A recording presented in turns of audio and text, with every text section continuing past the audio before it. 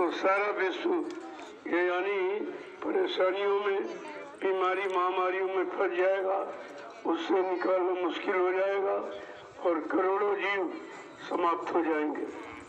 लेकिन इस बात को तो किसी ने समझा नहीं, क्योंकि उनके सामने तो अच्छा समय था, उसी अच्छे समय में मग्न थे।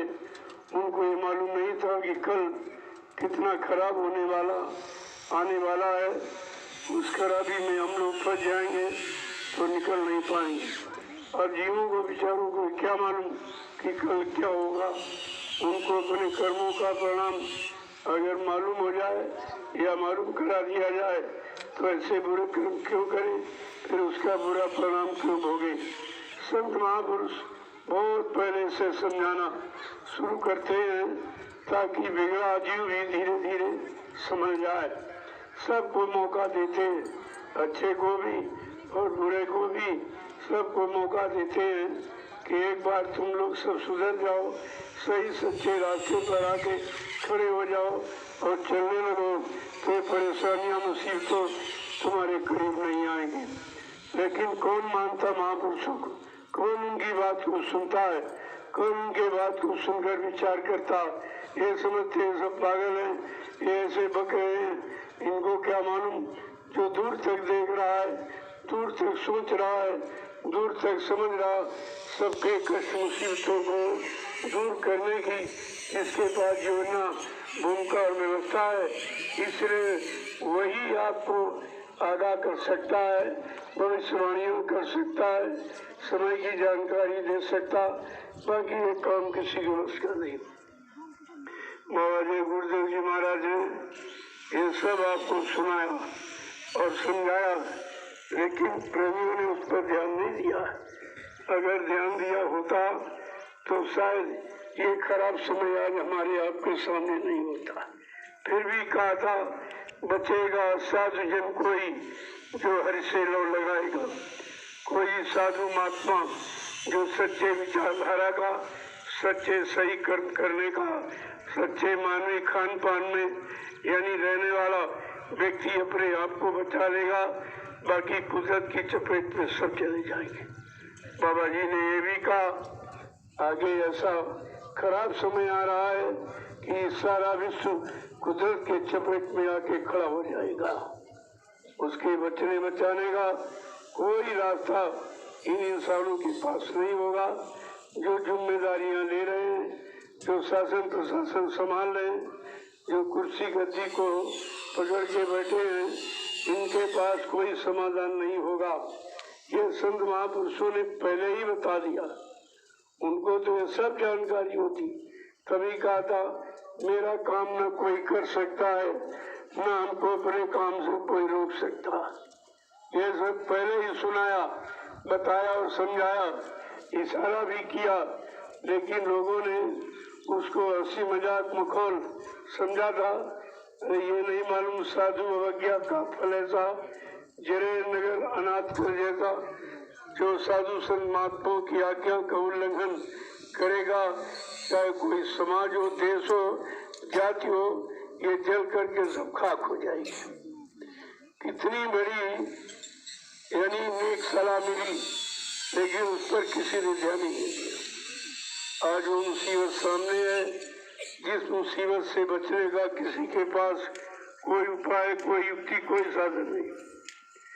कह सकते लेकिन कर नहीं सकते। कहना तो आसान है, लेकिन कह दिया जाए कर को दिखाओ तो कहते नहीं, ये नहीं कर सकते। अरे भाई, अगर कहने और सुनने सुनाने से काम हो जाता तो फिर करने कराने की बात क्यों की?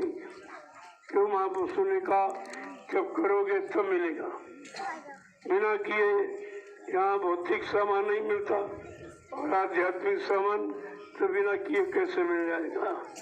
उसके लिए युक्ति बताई, लेकिन लोगों की समझ में युक्ति नहीं आई। नहीं समझेंगे तो और आगे खराब समय आ रहा। इनको आखिरकार पछता करके यानी हर तरफ से परेशान होकर के, हारी मान करके महापुरुषों के करीब आना पड़ेगा। लेकिन उस समय मिलेगा क्या? जब सब कुछ समाप्त कर चुकोगे सब संत महापुरुषों की शरण में आओगे तो फिर कहाँ से तुम्हारी मदद की जाए? जब सब खत्म हो गया, कुछ नहीं बचा, और अभी समझ में लोगों की नहीं आ रहा, अभी नहीं समझ रहे लोग क्या करना है क्या नहीं करना है, अभी समझ में नहीं आ रहा है, तो कुदरत समझा देगी। नहीं आप मानेंगे तो महापुरुष तो कोई ऐसा कार्य करते नहीं तुम्हारा कोई नुकसान हो, कोई हानि हो, कोई परेशानी मिले, जब उनकी बात को लोग नहीं मानेंगे तो धीरे से वो अपना अधिकार कुदरत को सौंप देते हैं। फिर कुदरत वो काम करती है और कुदरत का काम तुम्हारे हित में नहीं होगा।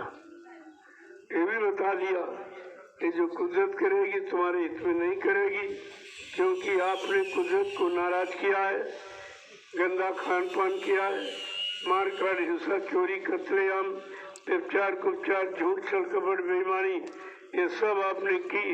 और ये मनुष्य मंदिर है जिसपे जीवात्मा परमात्मा का अंश बैठी है, उसके सामने आपने कितनी गंदगी फैलाई है, कितने पशु पक्षियों का मुर्दा मांस आपने डाला और बुद्धि नाशक नशा शराब का प्रयोग करके बुद्धि को पागल किया है, जिससे माँ बहन बेटी बहू की पहचान भी खत्म हो गई। अब समाज में कुछ नहीं बचा, केवल दुख के अलावा रोने के अलावा कोई रास्ता नहीं बचा है, और इसको कोई दूर कर भी नहीं सकता।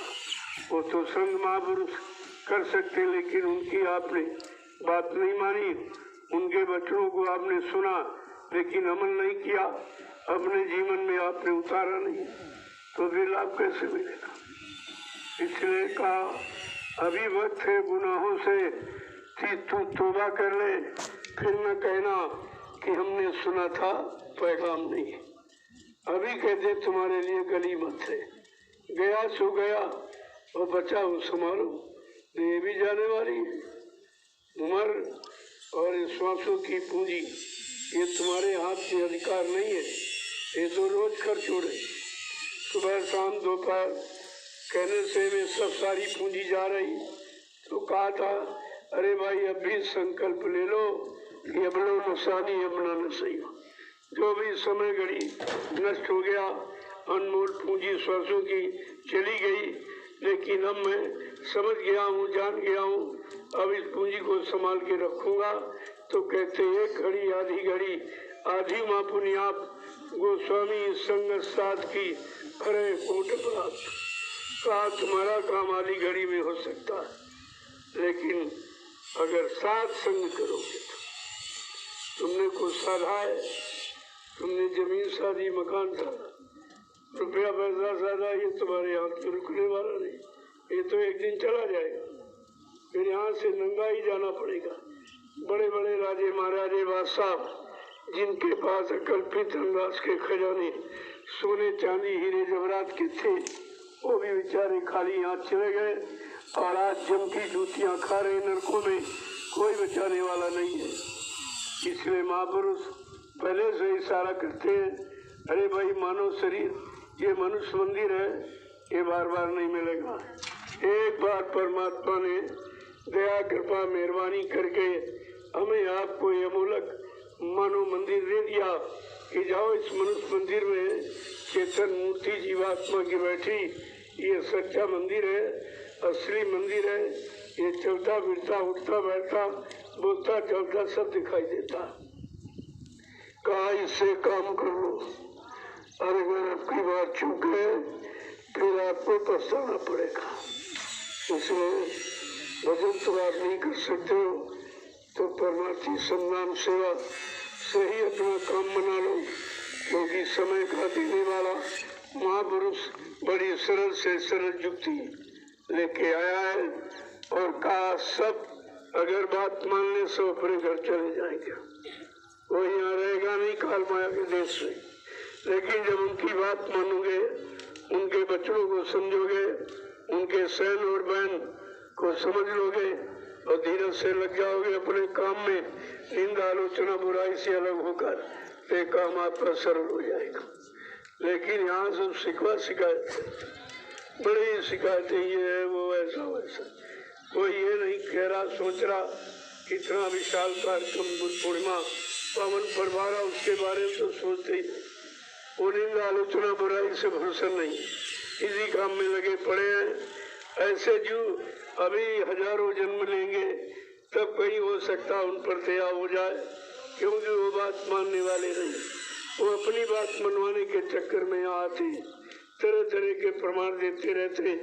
वो ऐसा समझते जैसे इनको कुछ मालूम नहीं, ये कुछ जानते नहीं। अरे जो सब कुछ जानता है और सबको जानता है और सबकी व्यवस्था जिसके हाथ में है, तुम उसके क्या समझाते हो, तुम क्या सुनाते हो? वो तो सब जान रहे हैं और तभी आपको जानकारी देते। अगर जानते न होते तो आपको जानकारी कैसे देते? चलो देखो कौड़े आ गए हैं, अब धीरे से आप लोग परमात्मा सम्मान सेवा में लग जाएंगे। मौसम भी ठंडा है और पीछे से कुछ लोग जो कूड़ा कचरा दबा है निकल रहा, उसको उठा कर एक जगह उधर वो कूड़े का ढेर है वहीं पे जाके डालती।